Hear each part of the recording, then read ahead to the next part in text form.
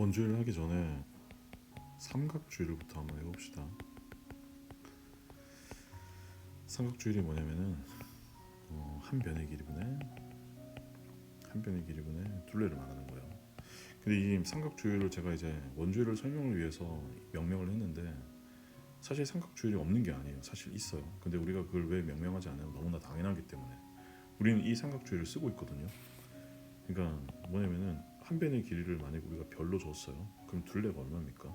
삼각형, 정삼각형에서 둘레는 3 곱하기 별이 되는 거죠. 얼마예요? 삼각주율 3. 우리가 삼각주율인 3이라는 사실을 아주 잘 알고 있습니다. 그래서 한 변의 길이가 정삼각형에서 한 변의 길이가 1입니다. 그러면은 둘레는 3이고 또 정삼각형에서 한 변의 길이가 2예요.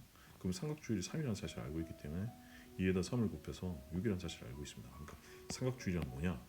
한 변분의 둘레인데 그러니까 다시 얘기하면은 이 둘레가 한 변의 길이를 주어졌을 때 몇 배냐는 거예요. 몇 배? 세 배. 뭐가 세 배라는 거예요? 둘레가 한 변보다 세 배 길다는 뜻입니다. 그럼 똑같은 방식으로서 사각주의를 해보죠. 사각주의 아시죠? 4라는 사실을 뭡니까?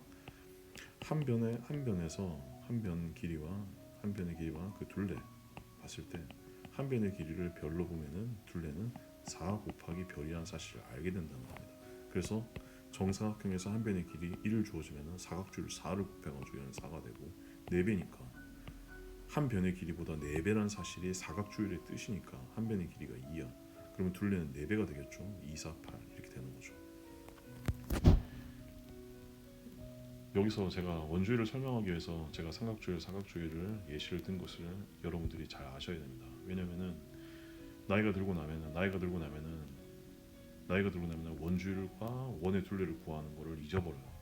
근데 정말 웃긴 게 뭐냐면은 원주율을 하도 강조를 해서 원주율이 파이고 원주율이 3.14라는 사실도 아주 잘 알고 있습니다. 하지만 반지름이 주어졌을 때 그걸 구하지를 못해요.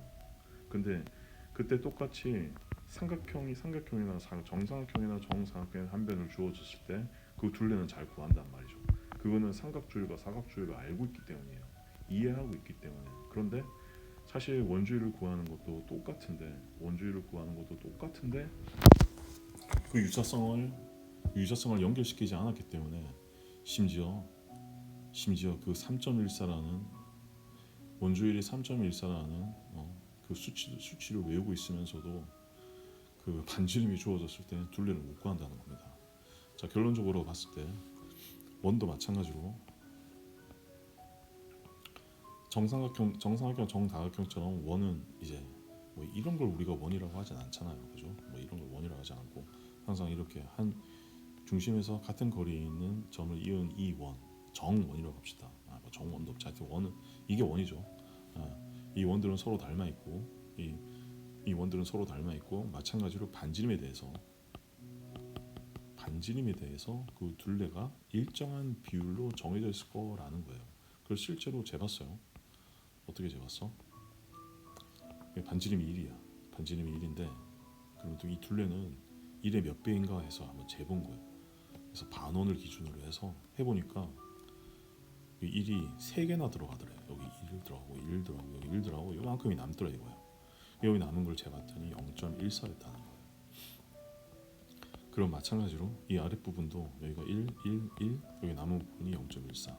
그러면 이 둘레를 전체를 더하게 되면 얼마입니까? 1이 6개 있죠. 1이 6개 있고 0.14 더하기 0.14는 0.28이니까 총 6.28이 되는 거예요. 반지름은 1이고 그러면 반지름에 대한 둘레의 비는 1분의 6.28 6.28이 된다는 거예요. 지금 단위원 지금 반지름이 1일 때를 했는데 반지름이 2일 때도 한번 해봅시다. 아마 똑같이 나올 겁니다.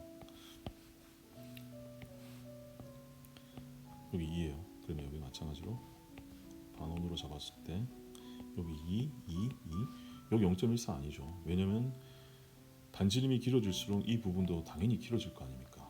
그 비가 0.14라는 얘기예요. 0.14 곱하기 2 그럼 여기도 마찬가지로 0.14 곱하기 2 여기 2 그러면 전체의 둘레는 6이 10이죠.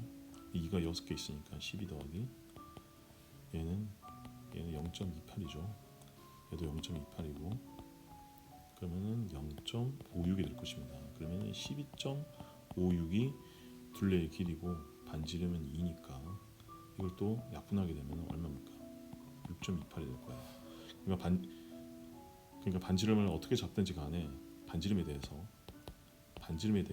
그 둘레는 반지름을 만약에 별이라고 잡았어. 그러면 둘레는 뭐가 된다는 거예요? 6.28 별이 된다는 얘기입니다. 오케이?